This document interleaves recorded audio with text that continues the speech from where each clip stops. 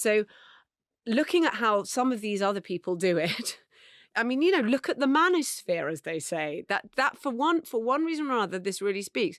But I think people do regard lots of these people as relatively impartial because they are just trying to find stuff out. And whether or not you actually believe that Logan Paul or whoever it is that you're listening to is genuinely impartial, they don't give the impression of like, no, we're telling you how it is. This news is still coming down to you like stone tablets that we hand to you.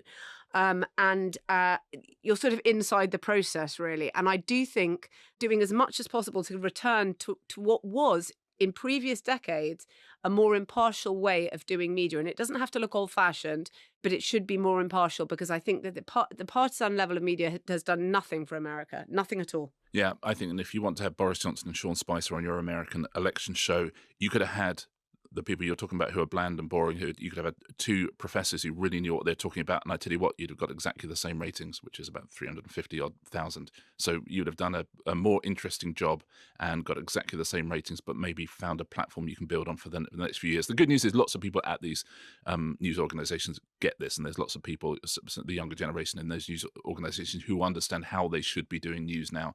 And hopefully if something good comes from all this, it's that they become empowered.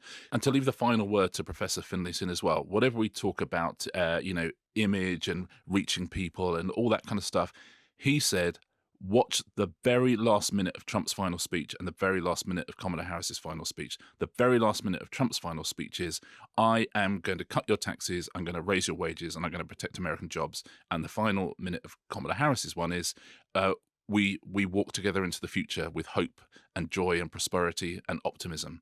And he said, one's transactional, the other's not. So Trump's appeared as entirely vibes-based, but at the end, there's the retail politics right at the heart of it. And that's the message that cuts across.